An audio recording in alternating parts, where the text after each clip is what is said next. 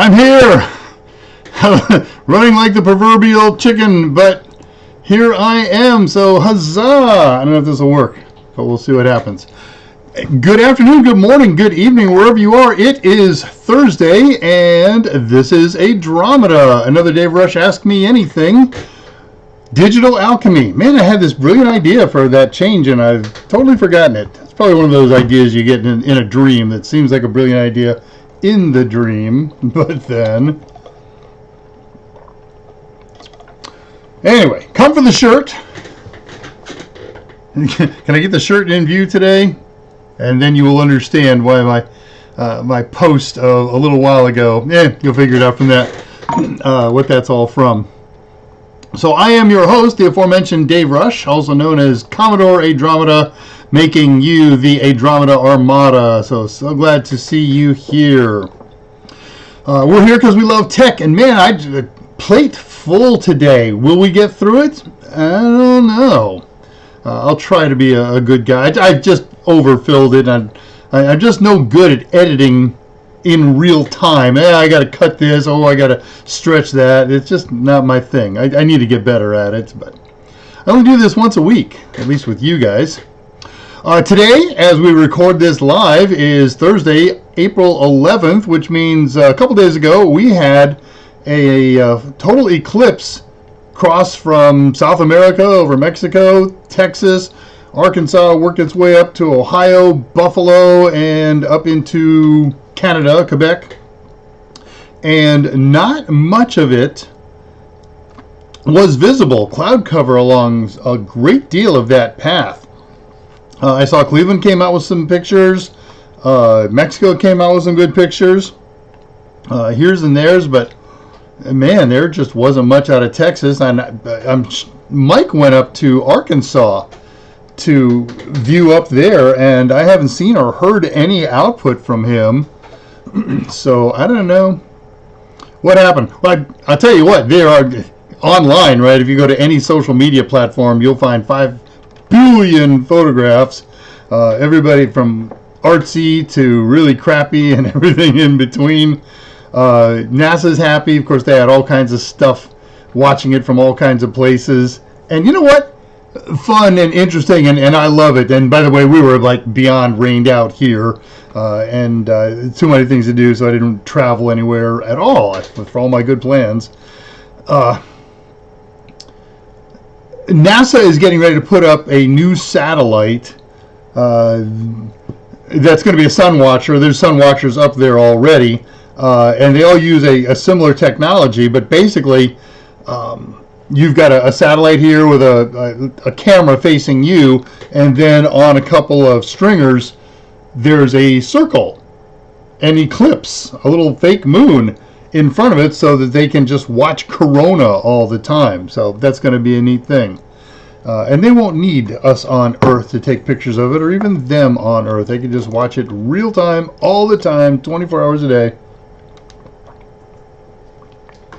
Thanks for taking the joy out of it all, NASA. Hey, Eep, Op, Orc, so glad to have you. ADRAMADA's got a Discord server. I won't go and oversell it. Here's the invite if you're not already a member of it and you're watching this on archive. Bam. You can get in touch with me there. You can post. It's a really fun Discord server. Do check it out. Contact information. If you don't want to contact me there, you want to send me an email or something like that, here's a couple of email addresses in the chat. And I fired up a Mastodon account a couple of weeks ago, and I have joined X. Which is pretty dead so far for me, but you know, word gets out slowly on these kinds of things. I'm not a personality. I'm not a celebrity. Though I am. I shared this with a couple of people in Discord. Here's the quickie. My sister's in the medical field and had a patient she was talking to the other day. Because of HIPAA, she didn't tell me his name or her name or whatever, but they're doing the like chit chat thing, and what do you do? And he told her what he does, and she says, oh, my brother does the same thing. And now we are many, many, many miles apart, many states apart. And so he says, what's your brother's name? Or she says, I don't know. Like he would I'm going to assume he, just for the sake of language. He would presumably know me or not. So she told my name, and he said, "Your brother is Dave Rush?" I said, "Come on, no, I've seen him on his shows, and so microscopic L-level degree of celebrity from a person many states away." That was kind of cool. Hey, well, let's see who's here, and then we'll get a little started there. 10:55. Hey, I posted the first post at 7, 8, 9 hours before showtime, and only a couple hours after that, Shia Moonstone checks in saying, "Hello, Shia Moonstone, always great to see you." And Tullowit followed her by a little over an hour. Oh, it's going to be fun. And then half an hour before showtime and 20 minutes before, Tullowit and Shia Moonstone both pop back in. Patricia Grace right on time. You guys beat me. I was about a minute and a half late. Sorry about that. Jason Helms is here. Everybody, what upping everybody? There's me, and I'm a star. For what I do. Okay, I'm an egomaniac. I admit it. It's why, in part, I'm an instructor. I like to teach, but I like the feedback and the instant gratification that comes from doing these kinds of things. So heck yeah, that felt good. All right, not totally maniacal, but I got an ego. I'll admit it. Hey, let's see what's going on. Let's do some slides and get things started. I just whipped up a really quick slideshow a couple minutes ago, and I have concerns. That looks like it's going to work. Transition. And if Scott's watching in the background, Scott, I'm going to try and get back to head without being prompted. But if you're there and you feel promptable, by all means, promptificate me, eh? Okay, so where we been and where are we going? Last week we did a topic, file globbing, methods to quickly narrow down file search results. Primarily Linux techniques, because there's only two real tools available native in Windows, and that's the asterisk wildcard and the question mark wildcard. Lots more cool things that can be done in Linux, and while I didn't demonstrate it, I did mention it, and so I will mention it again. All of the things that we learned last week, the square brackets and the curly brace brackets, the mustaches, and all the other pieces, they can all be done in the most common Linux graphical file explorers. You can add those into the search box. This week, I hear you asking, what are you going to do this week, Dave? Well, I don't know. I'm going to look for the advance button. There it is. We're going to talk about how to test automotive fuses. And we call them automotive fuses, first of all, wrongly. They're called blade fuses or car blade fuses. But they're not just used in cars. They're used in all kinds of electronics. They come in all kinds of different ratings, all kinds of different sizes. This one, a stretched out photo. I don't think there's any that's this size. This is kind of a little wider than it should be and a little shorter. But I'm going to show you how to test that without removing it from its fuse block, its installation place. It's just so good. This was, I'll tell you now, I was researching a car fix-it problem. One of my cars had a mechanical problem, and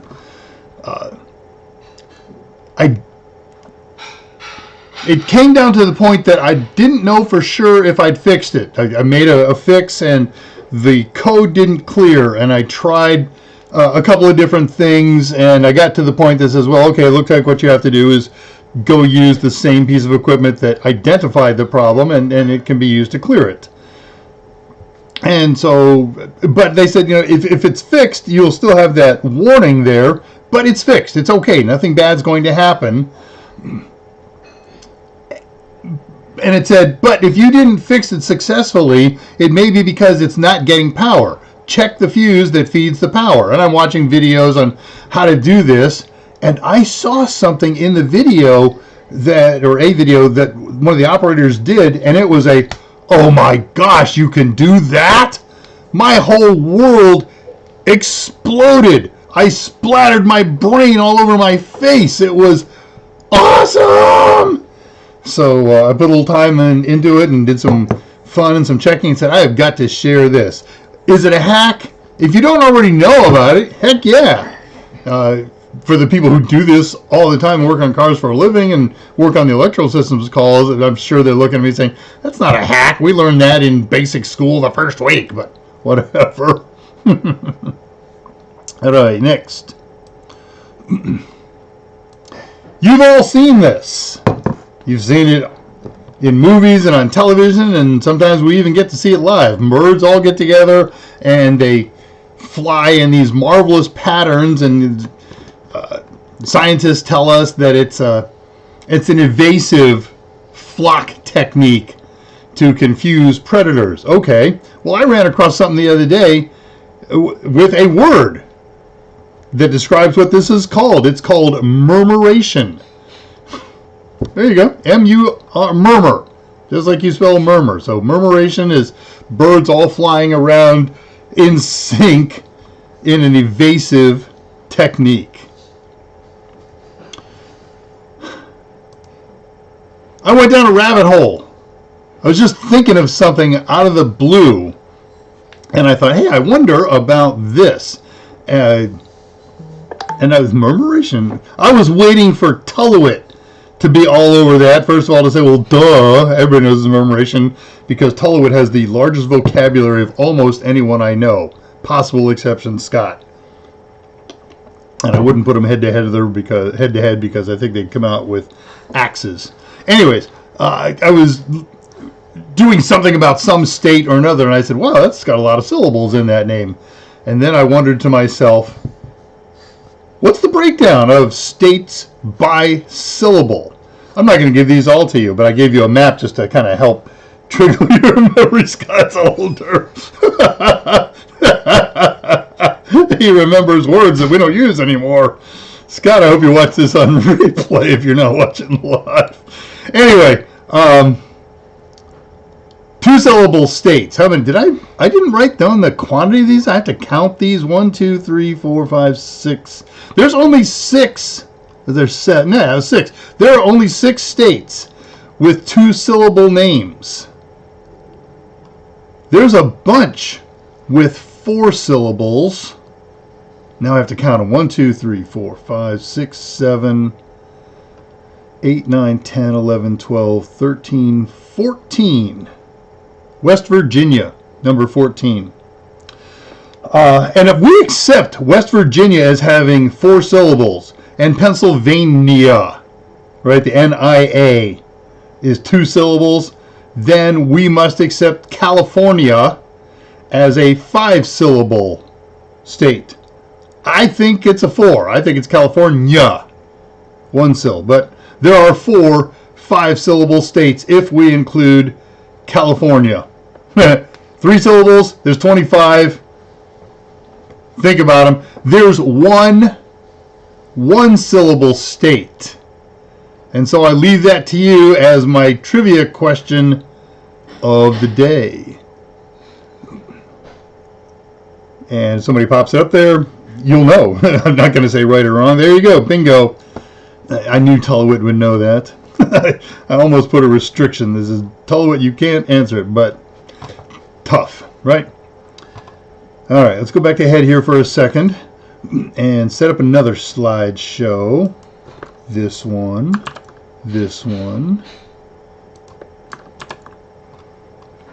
Man, it has been an insanely busy week. Let me mention briefly yesterday. I got a text from my next door neighbor around 3:30 in the morning where we were experiencing or just finishing an unbelievably violent thunderstorm. Now, yesterday is trash day. We put our trash cans out on the curb, and we are on the end of a cul-de-sac. All right, if a car goes speeding down the street and goes through the middle of the cul-de-sac, they wind up in my living room.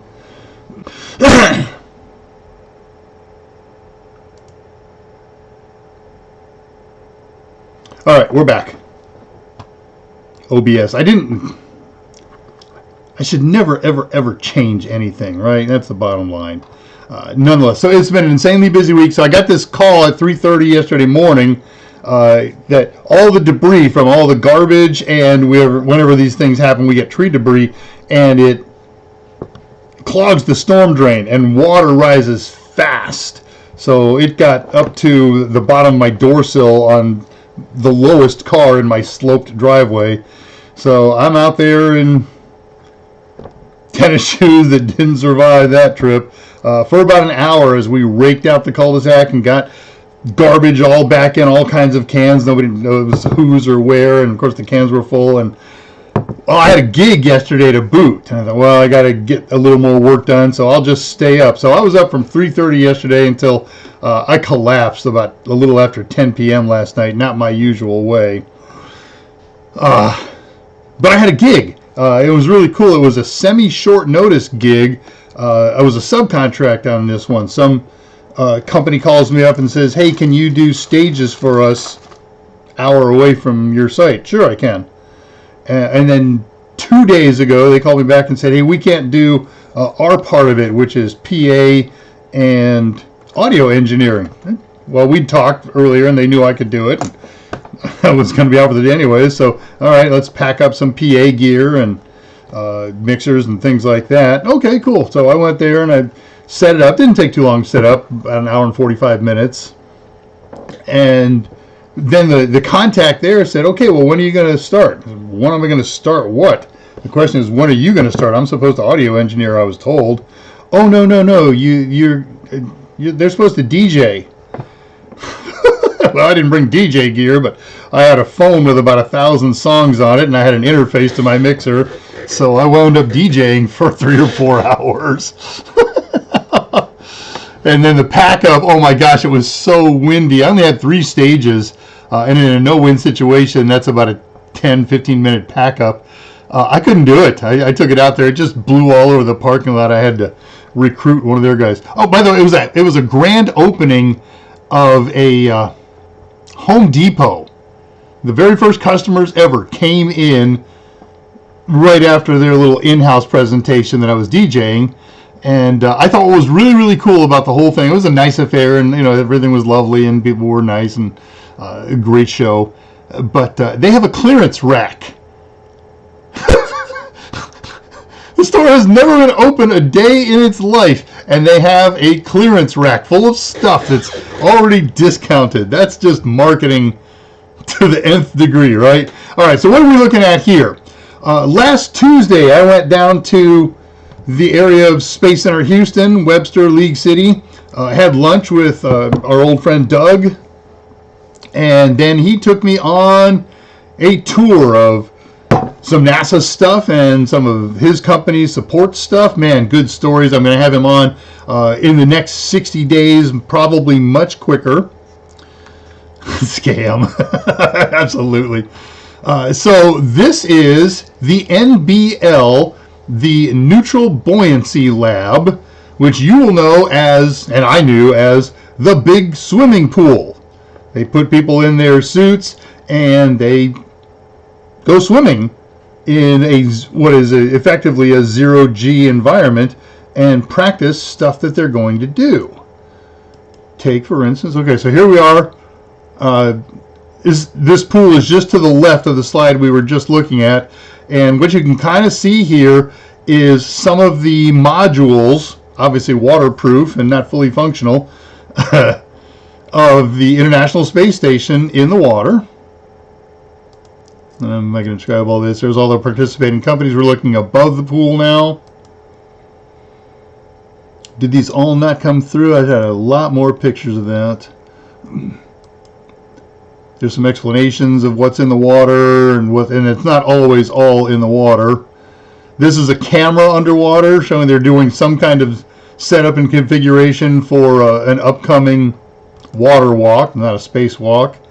And a model of it, National Buoyancy Land. Yeah, I got more better pictures, but they didn't all come across, so be it.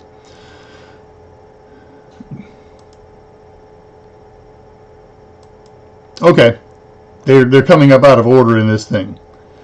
So you see some bubbles here, you see some lights. This yellow balloon on the left-hand side is being dragged by a diver who's working on something. And just to the right of that balloon, all that kind of globbity stuff you see there, I don't know what it was, but it moves fast. It's on some giant swing arm, and they were swinging it. It was amazing. I don't know why that picture's coming out like that. Lots of the same stuff. 2 more slides, and we're done with this. Here's our diver. Nonetheless, just super cool and a half.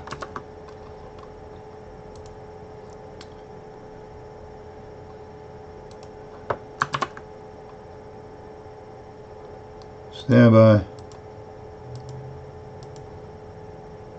Okay, we are ready for that. Back to notes.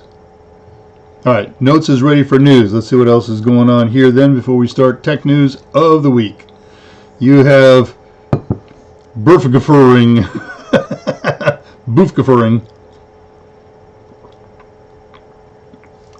Yeah, OBS gagged. I usually reboot my machine sometime during the day on show day.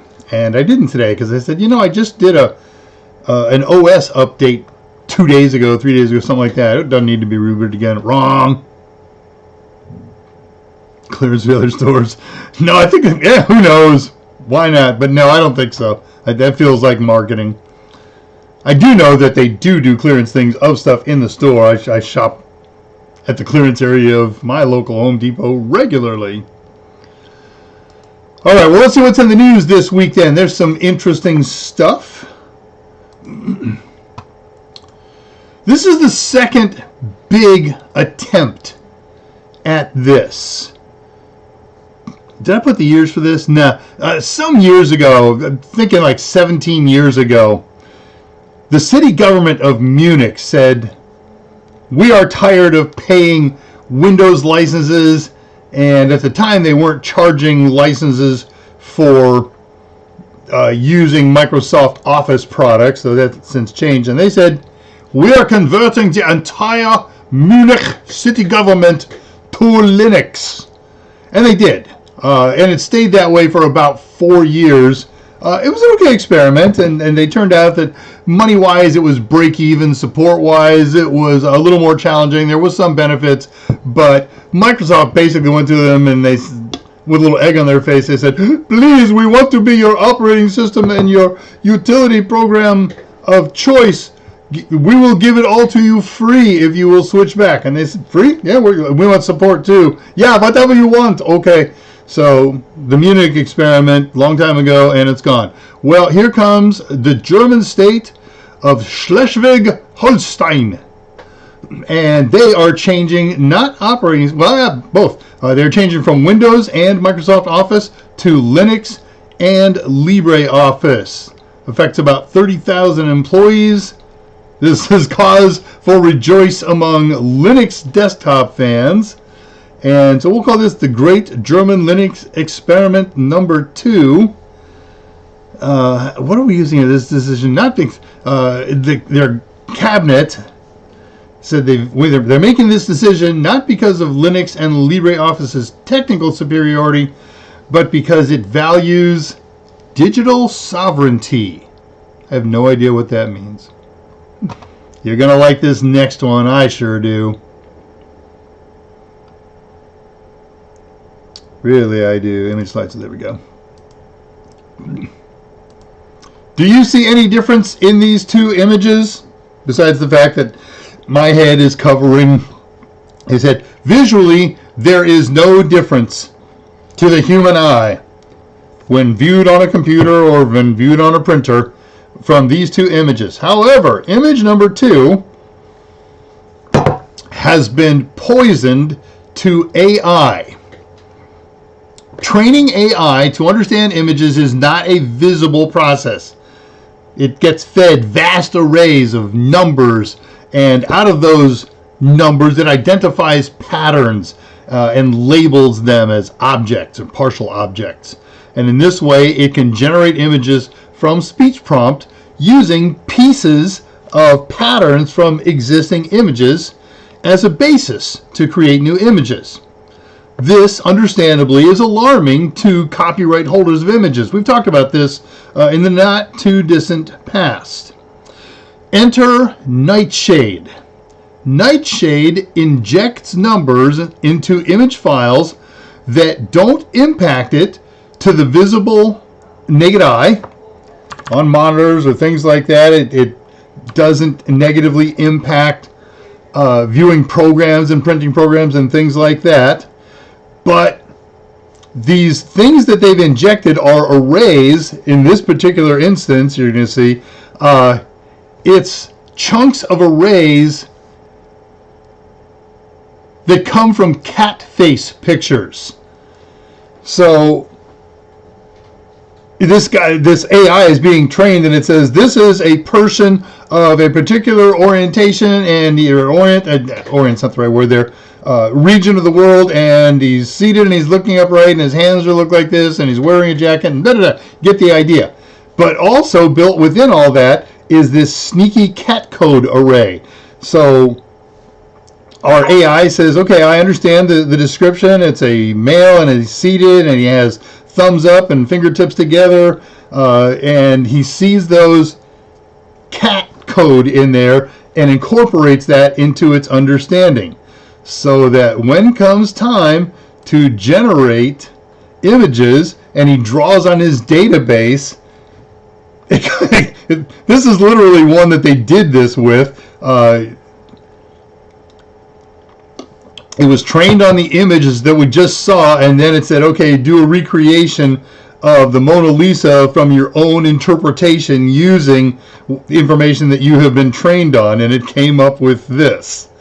So now we are in a nuclear arms race, right? More people will develop more and better poisons. AI will be better tweaked to find and filter these things out. So this is the beginning of an arms race. Excuse me. I'm sorry.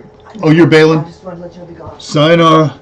Man, when the missus comes in the showtime and gives sock puppet signals, I always think there's a horrific accident. But not. All right, what else we got here? This one, I'm just going to give you the headline in this one. Do with this what you will. I'm going to categorize this in two categories. The impact of unfettered science, which we could also call what could go wrong. Here's the headlines. Scientists, here's the key word on this one, kids, accidentally made a mouse grow legs in place of genitals. Do with that what you will. It's a great philosophical discussion that would take months, years. Hey, how do you feel about autonomous vehicles? All right, let's refine the question a little bit. Would you get into a driverless taxi? I would not. How about this? If you have an automotive vehicle and an autonomous vehicle, sorry, I'll do this. Would you trust it enough to get in the back seat and turn it loose? And if you don't, do you think there will come a time when you become comfortable with these things? Well, let me tell you who doesn't. Commercial seafaring bridge officers. As a whole, they refuse to believe that autonomous ships are possible. Obviously, there's exceptions in these surveys. They think it's not like roads, it's not like cars. the variability and the power of the sea and severe weather on the sea, cargo management, ship-to-ship incursion danger, leaves most seafarers quite dubious. One more story, then I'll go back and read what you're all posting. I see all kinds of stuff going on there. Let's do some computer news. Let's make it broad-based. What I'm going to do here is I'm just going to do 3 stories all together. They're quasi-related. Two of them, losses for the Raspberry Pi world. Endeavor OS, we're looking at first here, has had, now Endeavor OS is a big operating system organization. It's a big OS, it's powerful, and it's got its benefits and things that it's not perfect for. Well, they have a branch that works just on ARM versions. Primarily, obviously, Raspberry Pi, but anything that runs ARM, they're willing to take a crack at. It's been effectively a one-person show. It's not the sole contributor, but there's one person managing it, kind of off in the janitorial closet there. Hey, let's get Felix to come out and join the party for a second, then go back in your cubby and work on Endeavor for ARM more. But there's volunteers who obviously help him out. Well, he has decided to move on to other projects, and so Endeavor announced initially the death of Endeavor ARM. Hue and cry among the followers of ARM projects, and so they restated shortly thereafter, and they explained, hey, this was a one-man show, he's moved on, so we're putting the program on pause until somebody raises a hand and says, I will happily pick up the reins and be in charge, be the new maintainer. And as of this time, this has all happened in the last 4 days or so, 5 days. Nobody has raised their hand yet. Usually these things come from the largest contributing volunteer, they're the most qualified, but no word on that. Pi VPN, a VPN designed to run on and through Raspberry Pis. They have not announced a pause.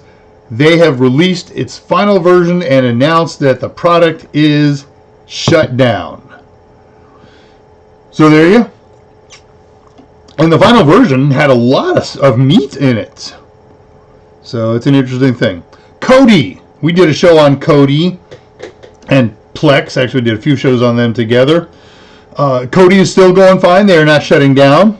It's still available for Raspberry Pi and x86 and all the brews. They have, I don't know how the backroom negotiations went on this. They are not going to be included anymore in the Ubuntu repository. Ubuntu is pushing all of their developers and participants and whatever to move to the Snap store and do Snap installations, and Kodi has agreed to create a Snap installation version, and so they will now be in the Snap store. They're still going to be in other repos of other distros, but that's that. All right, that's all the news that's fit to print.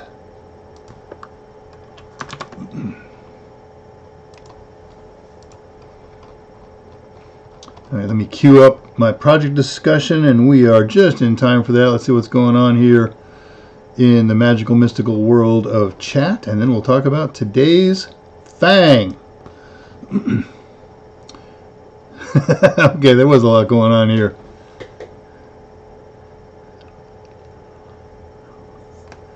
Freedom to modify the code, right.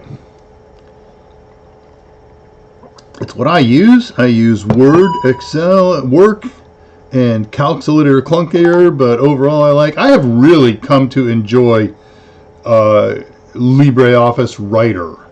It has some things in there that Microsoft Word just doesn't have. And I'll give you one in particular. If I copy paste something from a web page and I paste it into Word or into LibreOffice, it comes with all of the fonts and the formatting and everything like that. And then I have to go through MarkBlock and erase all the formatting and get rid of the hyperlinks and finally get it to fit into my notes or my document or whatever. My sidestep to that process has always been paste it into Notepad. Then it loses all the formatting and the hyperlinks and everything.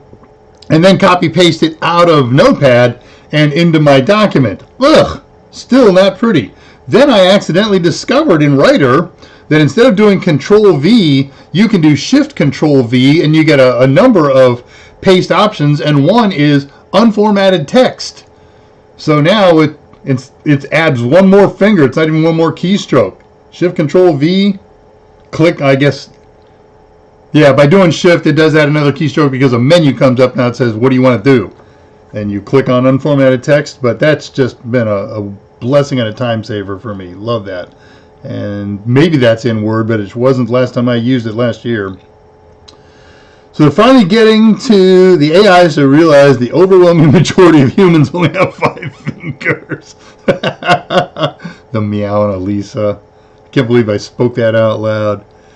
I believe Nightshade is used to prevent AIs from scraping image unethically. That's exactly the point. So it poisons images. So it doesn't stop the AI from scraping it. It just gets a poisoned image. Hell no for driverless everything. Only if it was on rails. Very nice. When they equip all vehicles with bumper car bumpers. I have nightmares every now and again, every now and then. I find myself in the back seat and the car is just going and I'm thinking, what's going on? I get in the driver's seat. You are a person who likes to be in control, as are so many of us techies. Except for trains, trams, and others that require rails and tracks, sure. And even then, you know, looking, is that Ohio with the big derailment and human drivers? Shift Control V, you bet. Sift. Okay. All right, well, let's take a look at our project. Wow. This is just exciting enough for me that I went out and bought stuff, a little bit of stuff. I haven't even got this out of the package yet, but when I work on stuff, I'm a tech weenie, okay?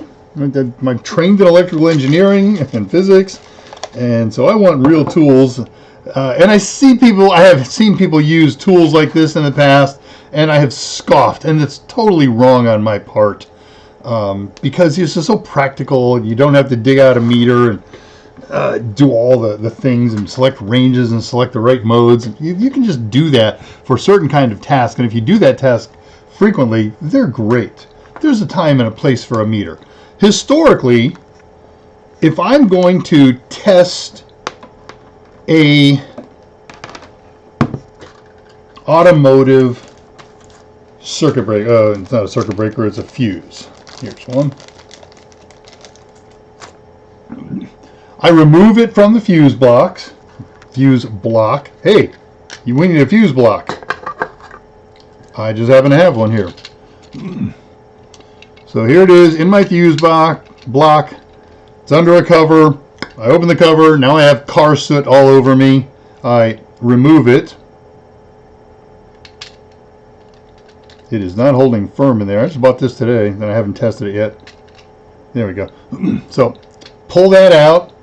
Sometimes it's so buried in there between other ones that you have to get a fuse removal tool. Oh, but wait. Now we turn on the meter, switch it to ohms, lay this on a table or someplace flat, and then they're not polarized, but you have to get the probes onto the lugs. You see how much fun I'm having here. And then, assuming you have good contact, I'm reading my meter, I have good contact, it says 0.000, so cool. But if I get it on a little bit sloppy, like I'm touching the plastic now instead of the metal lug, it shows effectively infinite. Yeah, because there's no... So I might interpret that as to say, oh, the fuse is blown, and you can't see through here very well. I'll give you some slides, but of course the other thing you got to do is inspect it visually and see if you can see an intact fuse wire in there or burn marks or something like that. So what a pain. What a pain. And I can't begin to count the millions of times that I have done that over my life. And again, I saw this video of somebody checking something out on a car, and he did something, and you're kidding! I can save 4 steps and cut my time by 1/10 maybe? Wow! Gotta move this stuff. All right. So let's see what's going on. What I did here is I just made a bunch of slides. I didn't write this up as a step-by-step lecture because I just want to show you some things and get you right to it. That part's the fun part. So image slideshow 2. No, I need image slideshow. This one, there we go.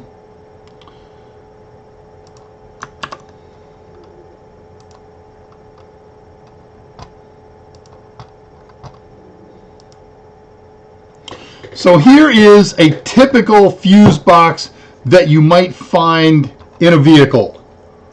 Those fuses are pushed down very low.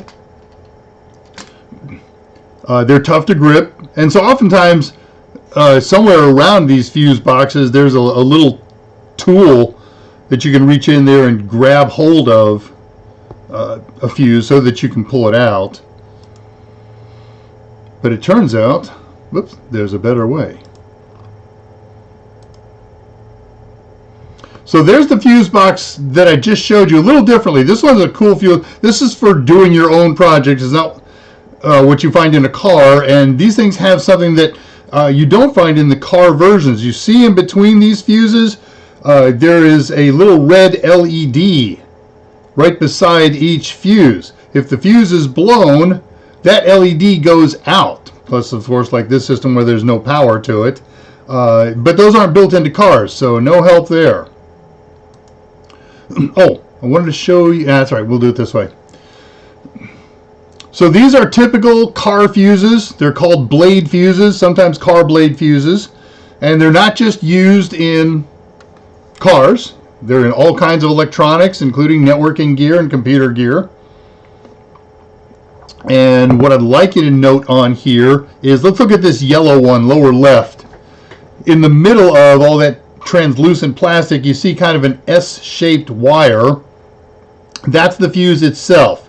It's fairly low resistance, and it's designed to melt when it reaches a certain temperature. And the higher the amount of current you put there, through there, the hotter it gets until it reaches the melting point. To the right of that, the little clearish one doesn't have an S-shaped one. It's kind of an upside down U shape the way we're looking at it. Okay, all the same. They come different. They have different thickness of wire, sometimes even a little different chemistry. And they're color coded so that, and it's a standard color code. Red, for instance, is a 10 amp fuse. Yellow is 20. I don't have the rest of them memorized. I have to look. But they're usually printed on them. So there's our nice 7.5 amp and our big 60 amp one. And here is the hack. See the little red arrows? Those are wired and in contact with the blades. So in order to put meter probes on a blade, we don't have to pull these things out. We can just put them right where those holes are, and that didn't used to exist, but probably 10, 20 years ago, they began to exist. I never knew it. I never noticed, never dawned on me, and I saw this video where a guy was checking out some voltages, and he stuck that probe, and I was like, oh my gosh! And I raced over to my parts bin over there, and I pulled out a handful of fuses. Look, they all have that! And the implications for me are staggering, and hopefully for you too, because I can show you two things. So here's a close-up of that same block, and you can see, let's look at this left-hand row, a pair of 10s, a pair of 15s, a 20. They all have a wide slot in them. Okay, same thing as the little hole, just little wires so you can slide a larger probe around in there or be a little more sloppy. As we go up the middle one, got that green 30 amp on the bottom, a blue 15, and then a red 10, with an oval single slot in the middle of that. There's an insulator between the two sides of the slot, and basically what you've got is an open pair of holes. So you can still do the same, testing on all those. That is magic. All right, let's look at some blown fuses, some intact fuses. Historically, when I'm checking fuses, I pull it, and the first thing you do is do a visual inspection. Is this right side up U complete and intact?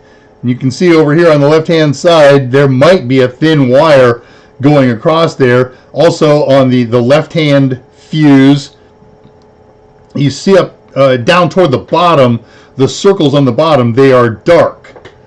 So that fuse was blown, it got burned, as it should. There's high temperature cooking in there. Here's another one. Can I move my head? Not in a practical way. But again, you can see how badly burnt the one on the right is, and just to the left of my headshot corner, it's dark in there, and you can see that it doesn't have a nice smooth upside down U fuse in there. So here's what I showed you manually. After you do a visual inspection on it, if you're not sure it looks intact but might not be, then we've got to break out the meter, we put it on ohms, we get the fuse placed in some stable location, and then we get the probes on the blade contacts, and we're looking for something very, very close to 0.0000. This 0.3 ohms tells me not to use this fuse. It doesn't take, that's a lot of resistance in a fuse, and very little current across there, very little voltage across there will generate high wattage, and it will fail soon. And it may also reduce voltage to the circuit that's intended to use. So this fuse is marginal, and I would toss it.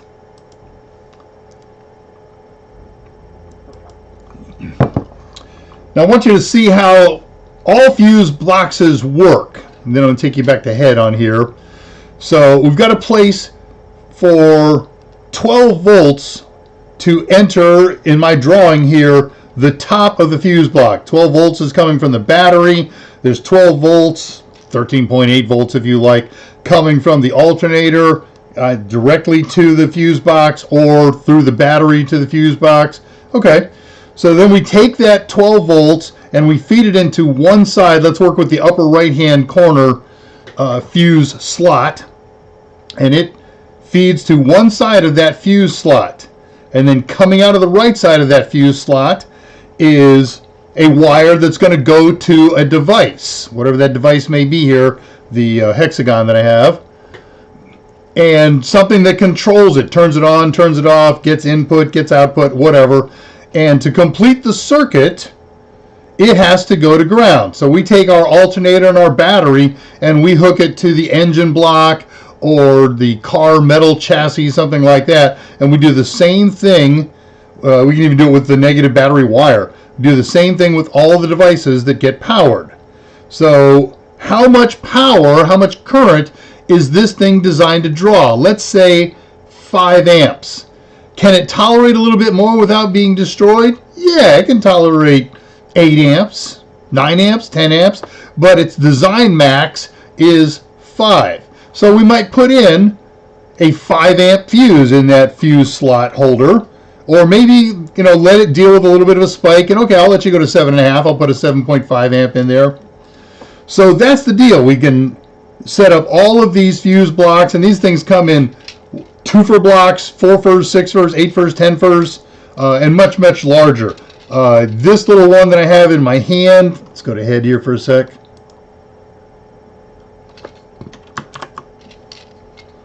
So this little guy is a 3-fur. Yeah, you can kind of see that. So working across the edge here, there's 1 outlet, 2 outlets, 3 outlets. And here is where I'm going to feed it the positive voltage from the battery or alternator. Goes in here and it separates on either side, and that's all she does. Then we take the output output feed here, send this to a device, the device gets grounded, and I paid $22 for this thing. Had I planned more in advance, I would have ordered this online and paid $7 for it. But it took me to my favorite electronics store, and it's kind of like going to Micro Center for computer geeks. I go to this electronics store and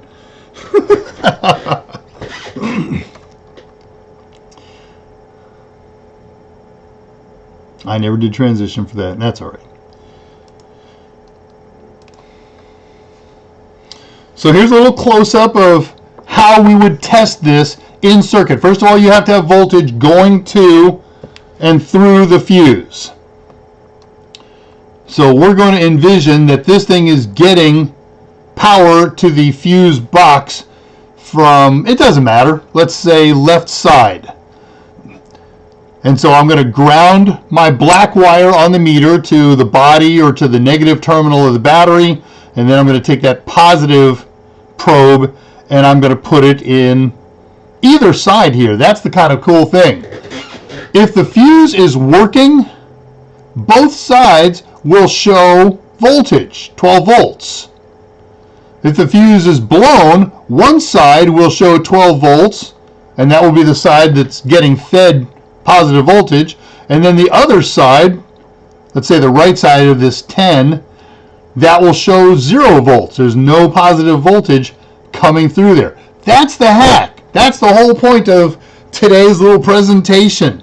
You leave this in the fuse box, you test it with power on, and by the way, you can do this with that probe. I'm going to show you that in a second. And all you're looking for is same volts in either of these two touch points, and what you got there is magic. So here's how you can, here's what I just described. Here I've got my meter under my head. All right, I'll have to, let's get rid of the headshot.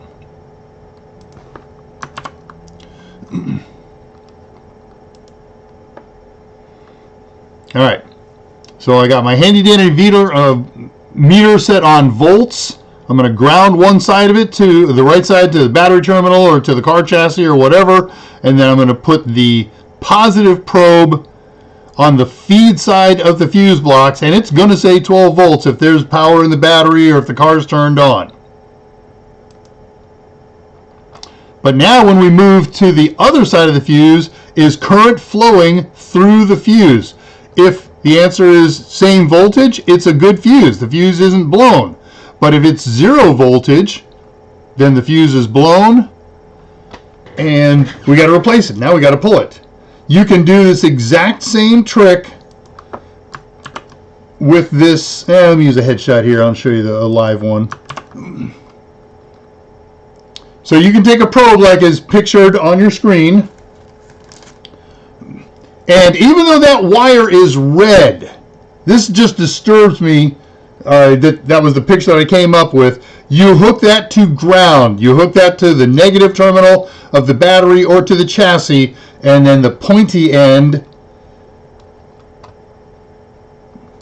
you put at your where 12 volts is supposed to be. So here's one that's got a black wire and a black clip, and this point is very sharp. If I were to tap it more than that, I would open up a hole in my finger.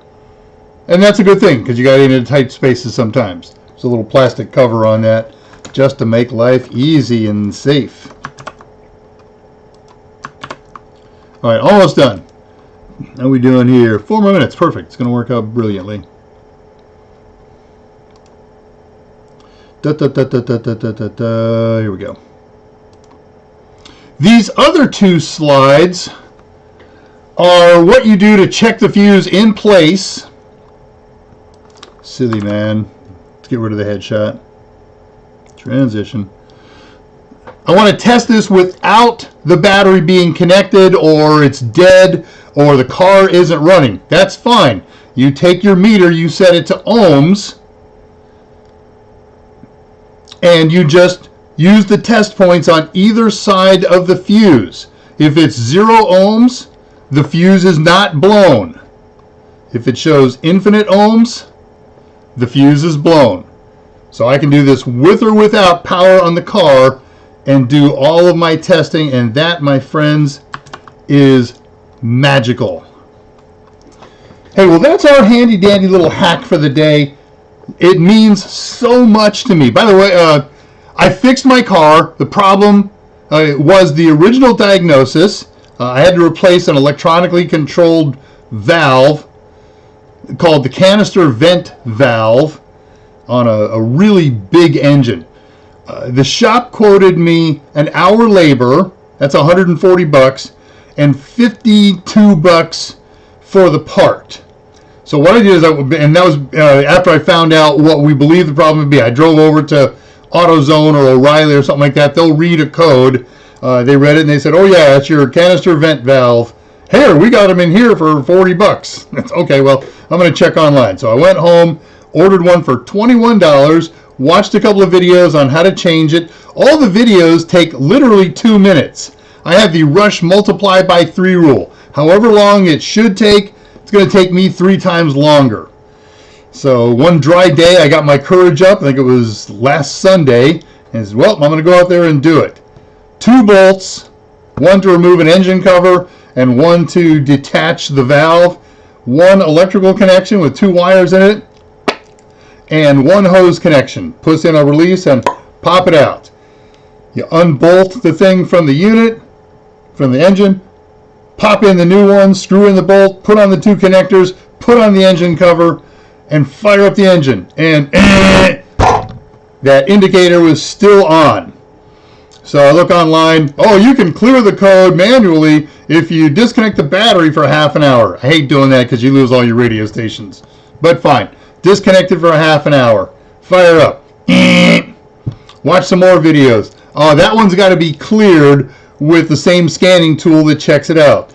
Okay, so I went over to O'Reilly for something else in another vehicle, and today, by the way, can you clear codes? Because somebody told me a while back that they weren't legally allowed to clear codes because it may not have actually been fixed. It's kind of a specious argument because the code would come back then, but nonetheless, I said, well, all right, I'm going to come in tomorrow. And then I was driving yesterday to that gig, and about 5 miles into the drive, the light went out. It just needed to figure out, hey, that valve is working. It's got to be tested for a few minutes. So, magic. Just magic. But my next test was going to be, is it getting power? And the test was going to be testing the fuses. All right, let's see last messages here and wind up the day. We did that pretty good. Rails.